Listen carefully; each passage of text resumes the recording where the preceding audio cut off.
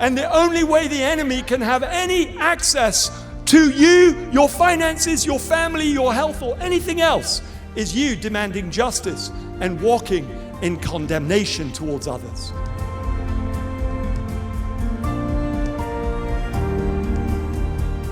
I can always tell when somebody has an issue with forgiveness when the first thing out of their mouth is, oh yeah, I've forgiven them. But they're stuck in all that hurt. And the reason they're stuck in all that hurt is that they've done forgiveness with the head in a few seconds. The heart is a much slower learner, everybody. It's a really slow learner. And so because the heart is such a slow learner, we have to go slowly with our prayers of forgiveness. And the first thing that we do is we start off by telling the Lord how much we've been hurt. And that might be telling the Lord how much others have hurt us. It might also be telling the Lord how much we've hurt ourselves. Because you see, unforgiveness that the enemy can use against you under the law applies just as much with your unforgiveness against yourself. He doesn't care. He doesn't care that you forgave your mama last year, but this year, all you can think about is your obsession with how upset you are with yourself. He doesn't care. He's going to make your life just as miserable under the law when the person that you're accusing is you. When the person you're condemning is you. And guys, very often, that is where most people's unforgiveness and lack of mercy is centered the most around themselves and how upset they are and how upset we are with ourselves because we're so conscious of how much we let ourselves down. And we get mad with ourselves. And we retreat into the cave of self-pity. Have you noticed that? When you get hurt, you go into that cave of self-pity. Whether it's when others have hurt you or whether it's when you've hurt you, it just feels so comforting to go and withdraw into that cave of self-pity. Or maybe your issue is with God. And what you're upset about is what the Lord has done to you. And you say, what do you mean the Lord's done? I know God hasn't done anything to me. I'm talking about these kinds of thoughts, everybody. Well, God, if you love me, how come you let my mom die of cancer? Well, God, if you love me, how come my baby brother died? God, if you love me, how come my husband has left me? God, if you really love me, how come I lost my job? God, if you really love me, how come I didn't get into university, my first choice? God, if you really love me, how come the church has hurt me so much? Folks, let me just say something. Just let me pause for just a moment. The church is going to hurt you. You will not find a single church on planet Earth that will not hurt you. It is impossible to find a church that's not going to hurt you one way or another. When I hear people say, you know what, I've left the church. Church hurt me. I've left it. When I hear people talking about deconstructionism, to me, they don't sound like an expert in some new theology. It just sounds to me like they're confessing to the reality that they've got an issue with other people and they can't forgive. Because last time I checked, the Bible doesn't say I will deconstruct my church.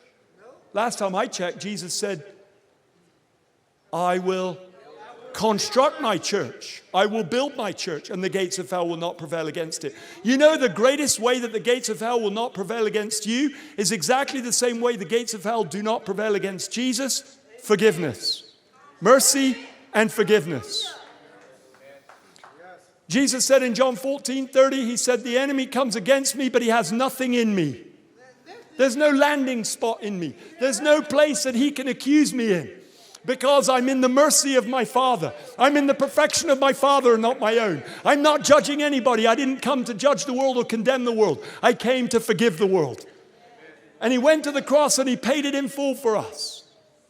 And the only way the enemy can have any access to you, your finances, your family, your health, or anything else is you demanding justice and walking in condemnation towards others. But when you are merciful, you will obtain mercy. Woo! And the enemy cannot do anything with mercy because he's never tasted it in all of his life.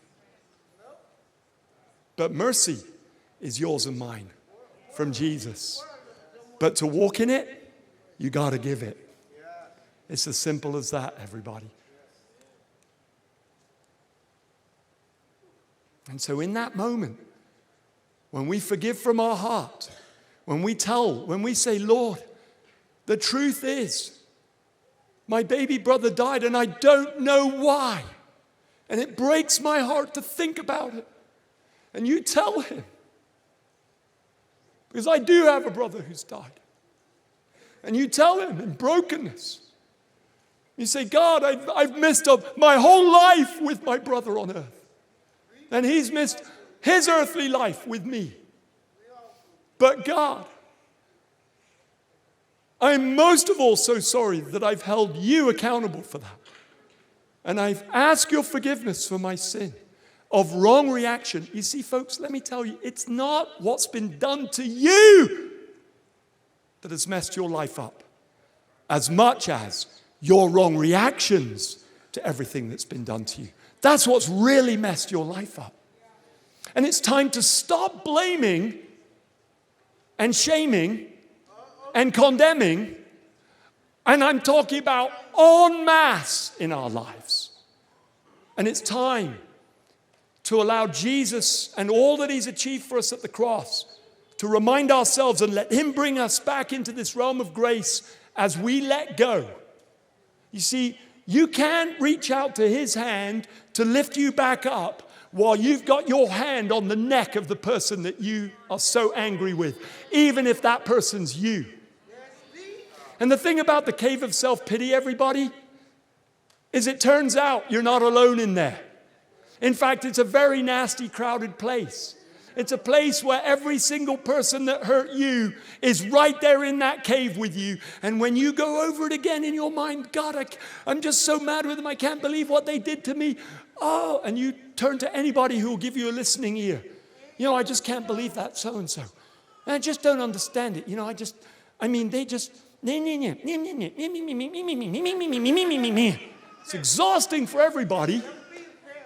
But the worst thing is it's exhausting for you because it's like you're picking up a rod and just striking yourself over and over again in the cave of self-pity. The good news is today we're going to be merciful. We're going to be merciful en masse as a whole Catch the Fire family.